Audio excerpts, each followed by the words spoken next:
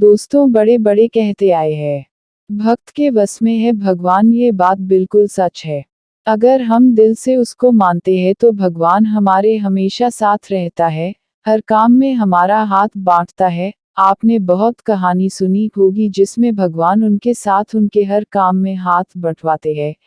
जैसे ब्रह्मानंद गुरु जब सिर पर गट्ठर लेकर आते थे तो उनका गट्ठर अपने आप उनके सिर से ऊपर उठकर आता था। उसी प्रकार कृष्ण भक्त जनाभाई जब घर का काम करती थी और काम करते समय भगवान के भजन करती थी, तो जब वह थक जाती थी तो उसका आधा काम खुद भगवान करते थे। इसी तरह नरसी भक्त की बेटी का भात भगवान खुद आकर भरते हैं। दोस्तों भगवान तो हमेशा हमारे साथ है, बस वो तो हमारी श्रद्धा देखता है कि कितनी है। ऐसी ही घटना आज एक बुढ़िया की मैं आपको बताती हूँ।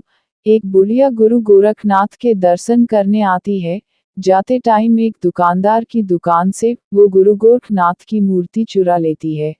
जब वो मूर्ति चुरा कर थोड़ी दूर चलती है तो उसकी आत्मा उसे कोसती है और वो आगे नहीं चल पाती। वो वापस दुकानदार के पास जाती है और कहती है, बेटा मुझे माफ कर दो, मैंने तेरी दुकान से ये मूर्ति चुरा ली थी, मुझे कोई भी सजा दो पर मुझे माफ कर दो। दुकानदार कहता है, तुम मेरी माँ के समान हो, मैं तुम्हें क्या सजा दे सकता हूँ।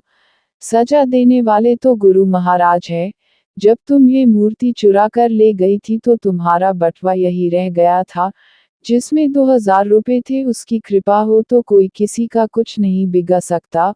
उसके बाद बूढ़ी माँ कहती है, मैं ये पैसे तुझसे नहीं लूंगी, ये पैसे तेरे हैं, मुझे आज मेरे गुरु जी मिल गए हैं। वो बहुत खुश होती है और घर चली जाती है।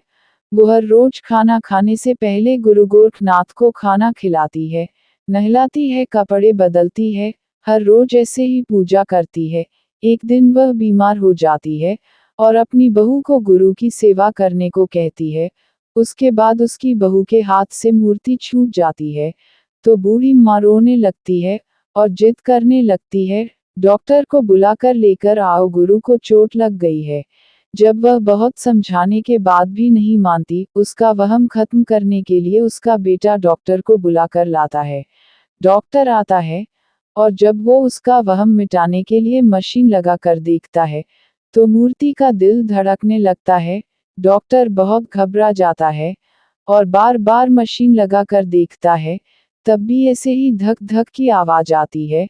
डॉक्टर बहुत घबरा जाता है और बूढ़ी माँ के चरणों में पड़ जाता है। दोस्तों सच्ची भक्ति हो तो अपने भक्तों की लाज बचाने के लिए भगवान जरूर आता है।